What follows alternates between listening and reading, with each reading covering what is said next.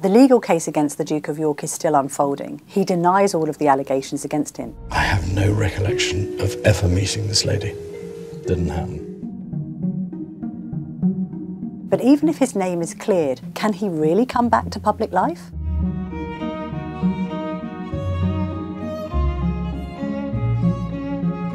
The problem with the Duke of York is he's facing two separate legal claims. On one hand, he's being investigated by the Department for Justice over in America because of the wider case around sex trafficking and Jeffrey Epstein.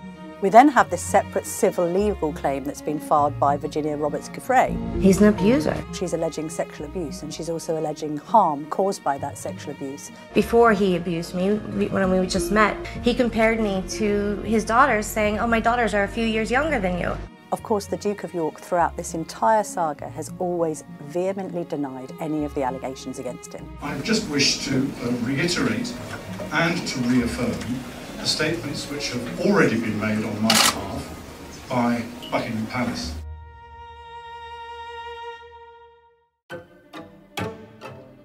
Is he above the law, the Duke of York? No one is above the law. The strategy from the Duke has very much been to lie low, but there's been criticisms of that because it looks as if he's got something to hide if he doesn't challenge these allegations head on. Obviously, he tried to do that in the Newsnight interview and it went spectacularly wrong because he was accused of showing a lack of understanding of the seriousness of what he was accused of and equally a lack of empathy with the victims. And I think some in the camp said, well, hang on, you can't exonerate yourself until you are legally cleared of any wrongdoing. They appreciate that people feel there's no smoke without fire, and he can protest his innocence and indeed make the point very clear, and this is a point, that he hasn't actually been found guilty of anything.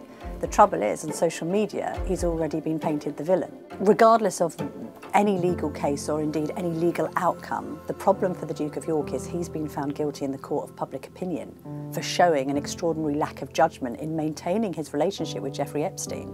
And that's very, very difficult to unravel.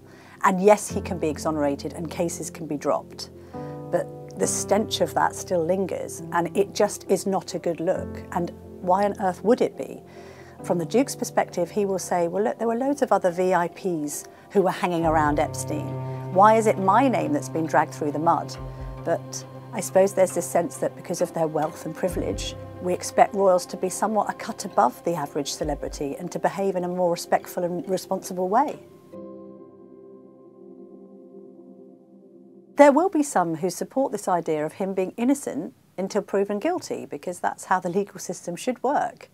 But there will be others who, even if he is exonerated legally, will still think that he is an unlikable figure and therefore not be hugely sympathetic to the idea of him returning to public life. I don't know whether it's going to be possible for the Duke of York to recover from this, to be perfectly honest, because the other problem, and I've written about this, is he's never cut a particularly sympathetic figure. So even if you take away the abhorrent absence of judgment in him maintaining his friendship with Jeffrey Epstein after he was imprisoned, even if you take that out and you take out the Newsnight interview, actually he didn't have the best reputation anyway because he was perceived to be pompous and full of himself and not particularly grounded and somebody who enjoyed the trappings of his life by flying around and playing golf, and he had nicknames like Air Miles Andy and all the rest of it. So he didn't really have public sympathy to begin with. Therefore, he's got a lot further to go in order to gain it. I mean, his memorabilia might not sell. You don't necessarily need to be sellable in that regard to return to the royal fold. I think the strategy is a very clear sort of find a legal resolution and then do some more explaining and perhaps some apologising and then attempt to rehabilitate. Now, he may have a future role, perhaps when it comes to bridging the gap between the royals and the military. As somebody who did serve in the Falklands, there's a legitimacy there. The fact that he was once a member of the armed forces might give him a role, not least in Prince Harry's absence. But again, it's about public acceptance. I mean, the Queen herself knows that the royals are only around for as long as the public want them to be there. And if there isn't an appetite for Prince Andrew to go back into a public-facing role, then it's going to be really difficult to argue that. This is the million-dollar question really now. Is he going to be able to get back to what he once had, even if the legal case is dropped? Or has he been shown to be guilty of such an error of misjudgment that he doesn't deserve to have a role back in public life? But this is the other problem that the palace itself is having to grapple with, and they experienced a bit of this with Harry and Meghan. You know, can you disinvent a member of the royal family? Can you have a member of the royal family leave and not be considered royal again? Well, what else is he if he isn't a royal?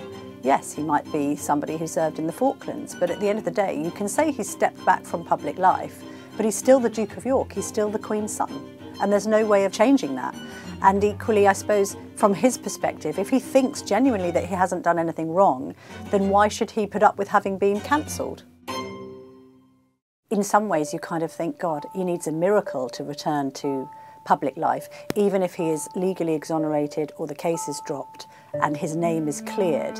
What does he then have to do? I mean, I've sometimes imagined this scenario where he's like diving into a swollen river and rescuing a young child, and is, you know, even then, would that be enough to rehabilitate his image? You know, we're literally at that kind of, it's a hard job for his PR people, and I think the palace knows that. And equally, how is he going to be rehabilitated? Perhaps there's a role for the Duchess of York, his ex-wife Fergie, to play. She stood by him throughout. She remains quite a popular figure, actually, despite all of the lurid headlines of the 80s and 90s.